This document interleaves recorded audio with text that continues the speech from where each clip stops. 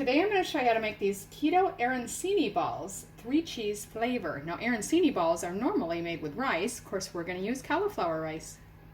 Alright, so you're going to need 3 cups of cauliflower rice. Now you can rice it yourself. You'll need about a half a head of cauliflower. Or you can buy it pre-riced in the store. The thing is we want it fairly fine, so the stuff in the store is sometimes a little bit larger. I just ran it through my food processor again to make sure it was fine enough. It took more than one package though. This is the size package you get from Woolies, which I think is 250 grams. It took a little bit over that once I had minced it smaller and then measured out my 3 cups. Next you'll need 2 tablespoons of olive oil, 1 teaspoon of salt, half a teaspoon of pepper, half a tablespoon of dried basil, and half a tablespoon of dried oregano, 1 teaspoon of garlic powder, or you could use paste, 1 cup of shredded mozzarella cheese, 1/2 cup of grated parmesan cheese, 2 tablespoons of cream cheese, and 2 egg yolks. Now that's for the arancini balls. Now for the crumb mixture, you're going to need 1/3 cup of almond flour or almond meal, half a teaspoon of paprika, 1/4 cup grated parmesan, half a teaspoon of salt, and you're also going to need some cooking spray, which we're going to spray on the balls after we've crumbed them. And then lastly, for serving, you're going to need a cup of passata or marinara sauce and 2 tablespoons of grated parmesan, and if you've got them, some fresh basil leaves would be really nice. Okay, I've already got the oven preheating. You want it at 200 Celsius or about 390 Fahrenheit. And you'll need a large baking tray like this lined with baking paper or parchment paper. Okay, so now you're going to want a large saucepan, and I put the olive oil in there already. I've got it on medium-high heat, and it's pretty hot, so it's ready to add the cauliflower rice. So we're going to go ahead and do that now. And just cook and stir that for about 2 minutes. So that's been 2 minutes. Now I'm going to add the seasoning, the seasoning for the arancini balls portion. So again, that would be the dried basil, oregano, garlic powder, salt, and pepper. Now I've already mixed those all together, so I'm just going to add those right in.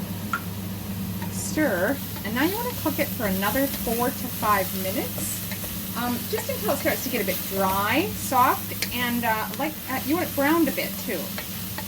So maybe 4 or 5 minutes. So that's been about 4 minutes, and it's looking pretty good. I'm going to go ahead and remove that from the heat.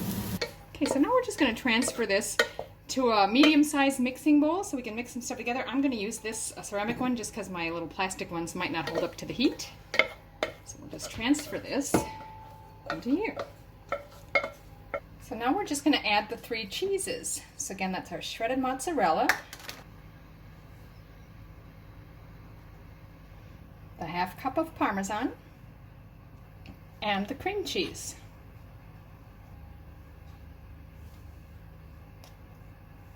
Now you just want to mix this through to combine everything thoroughly without squishing your cauliflower too much, it says, but we'll see how we go. Since it's warm, hopefully that cheese should melt right in there. So you can see that's pretty well incorporated in there. You just don't want to see any globs of cream cheese anymore. You kind of want it all mixed well. Now we're going to set it aside to cool for a few minutes before we add the egg yolks. So during that time, we'll make the crumb mixture. Now in a smaller bowl, or you could use a flat plate if you prefer, we're going to add the almond meal, the paprika, 1/4 cup of grated parmesan, and the salt. Now remember, the cooking spray we'll use afterwards to spray on them. That won't go in now. Mix that together. Squish any little lumps from the almond flour if you need to. Okay, so we'll come back to our cauliflower mixture. Now that's plenty cool enough to add our egg yolks without worrying about them cooking. So I'm just going to go ahead and plop those in. And we'll go ahead and mix them through. So now we're going to roll the balls, then coat them in the crumb mixture, and just put them on our prepared baking tray. They do suggest that you start with wet hands. Now it doesn't exactly say, you meant to get 4 serves out of this. It doesn't say how many balls per se. It looks like she got maybe 7 or 8. I'm going to try and make it a nice even number. So I'll just sort of roughly divide this into 4 sections and try to get 2 balls out of each one. Just going to wet my hands. Take about half of that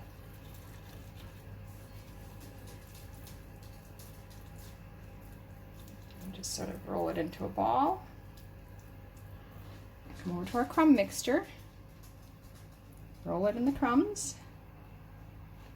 They're very soft, so just be careful not to squish them too flat. And then put that on our prepared tray over here. If it got a little misshapen, just squish it a little bit, that's fine. Keep doing that till you have them all rolled. So those are all rolled. I did have some extra crumbs, so I just re-rolled each one of them a second time to make sure they had a lot of coating on them. You can tell some of them got a little bit larger than others. I'm not going to worry about that too much. 2 of them is a serve. You're meant to get 4 serves, so I'll just pair one of the smaller ones with one of the large ones, so no worries. I'm going to go ahead and pop these in our preheated oven for about 25 minutes. Alright, so it's been 25 minutes. It did slightly flatten out. You can see they're getting a bit golden. I'm going to go ahead and pull those out.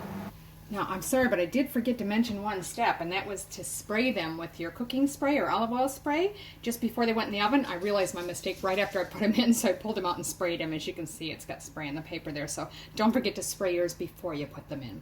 Just going to let those rest for a minute. I've already warmed up my sauce, so I'm just going to plate those as soon as they're cool enough to handle.